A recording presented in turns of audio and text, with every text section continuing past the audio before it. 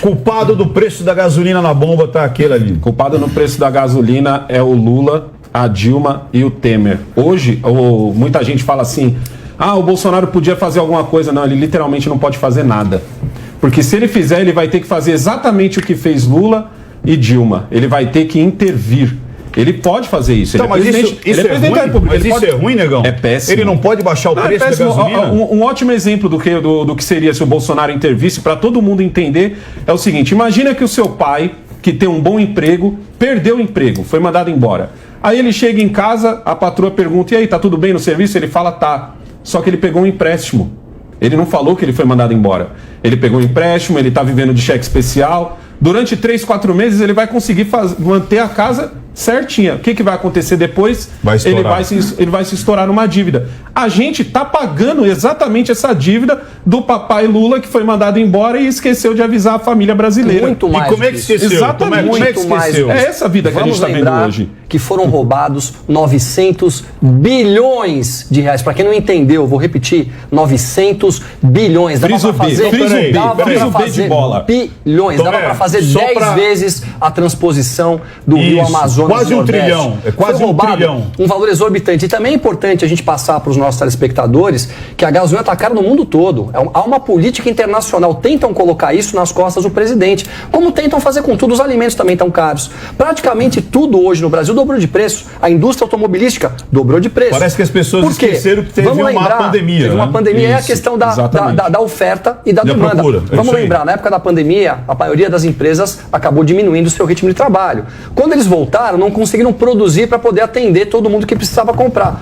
Logo, o valor sobe. Falta material, o valor sobe. Mas isso que está causando inflação no Brasil. É tipo o quê? Eu tenho 5 canecas e tem 10 pessoas querendo comprar 5 canecas, seria isso? Esse é um dos motivos. O outro, a gente vê aí o que aconteceu quando você faz alguma importação, o que está custando para colocar um container no mar, aumentou 5 vezes o preço. Os produtos acabaram não sendo fabricados e quem fabricou, pela questão de oferta e demanda, levantou o preço. Isso é claro. Não tem nada a ver com o presidente Jair Bolsonaro. Isso, vocês têm que saber a realidade do que acontece no Brasil, porque mentem para vocês, tentam dizer para vocês que o país está andando de uma maneira ruim e não está. O Brasil saiu como um dos melhores países pela crise do Covid, não tenha dúvida disso. Nós tivemos uma das maiores ajudas emergenciais. Você só pôde comer na sua casa porque você acabou recebendo uma ajuda do governo. Você não perdeu o seu emprego de maneira direta, pois houve a flexibilização das leis de trabalho. Se enviou bilhões e bilhões para estados e municípios. É importante falar, como não havia teto de gastos e nem a necessidade de licitações, grande parte do nosso dinheiro foi roubado. E aí vão ainda e fazem uma CPI para avaliar uma prevaricação de um crime que não aconteceu e ninguém fala do que roubaram no Brasil. É por isso que as coisas estão caras aqui no Brasil. E é por isso que a mudança do Brasil está na mão dos brasileiros. Está na nossa mão, próximas eleições. O Lula fez 3 hidrelétricas fora do Brasil. Temos problema de energia no Brasil. Né? Ou seja, ele investiu, inclusive, em saneamento básico fora do Brasil. O endividamento da Petrobras, com isso, entre outras coisas, está na casa dos 400 bilhões de reais. Quem vai pagar essa conta? Quem está nos assistindo aqui. Quem vai pagar? Não. Quem está pagando essa conta? Como quem está pagando a conta das 3 refinarias, né? Se gastou mais de 100 bilhões de reais e não refina um barril de petróleo sequer, é a população. Se nós tivéssemos das 3 feito pelo menos 2 refinarias no Brasil, o Brasil seria autossuficiente em diesel e gasolina. E estamos exportando isso aí, e não importando. O prejuízo da refinaria não concluída no Maranhão foi de cerca de 2 bilhões de reais. Tempo do PT. Estudos mostram que a refinaria Abreu e Lima, construída nos governos do PT, virou a mais cara do mundo. Uma das mais caras do mundo foi uma refinaria construída na Coreia do Sul, que custou 4 bilhões e meio e processa por dia 800 milhões de barris de petróleo. 4,5, a mais cara do mundo, ou uma das mais caras do mundo. Sabe quanto é que custou Abreu e Lima?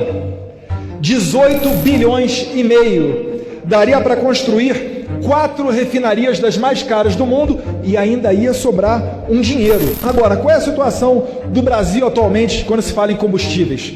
Como o PT prometeu 3 refinarias, não conseguiu concluir nenhuma, pelo contrário, os caras deram prejuízo até no fundo Petros, do pessoal que trabalha nessa área. O Brasil tem a necessidade de, mesmo sendo autossuficiente, a gente extrai petróleo do Brasil, manda para o exterior, refina, transforma em combustível e depois a gente importa de volta esse petróleo. Aí qual é o raciocínio do importador? No Brasil, o preço do combustível, se tiver muito lá embaixo, o que ele vai fazer? Ele vai vender para a Europa, ele vai vender para outros países onde ele vai lucrar mais. Então é necessário que esses preços estejam um pouco elevados. Agora, não pode estar elevado a ponto de estrangular e paralisar o Brasil. E qual é a reclamação do presidente? É que a Petrobras está batendo recorde nos lucros. O lucro da Petrobras é o dobro do lucro das petrolíferas internacionais. Eu não vou dar uma de comunista aqui, abominar o lucro não. O lucro ele é saudável. Agora, a pergunta que eu faço é, quem é o maior acionista da Petrobras? Sou eu, é você, é os pais de vocês, são os professores de vocês que abastecem o carro. Nós, brasileiros, o governo, somos os maiores acionistas da Petrobras. A Petrobras está batendo recorde de lucro. Pergunto para vocês, vocês estão sentindo benefício no preço da gasolina? O caminhoneiro está sentindo benefício no preço do diesel? Não.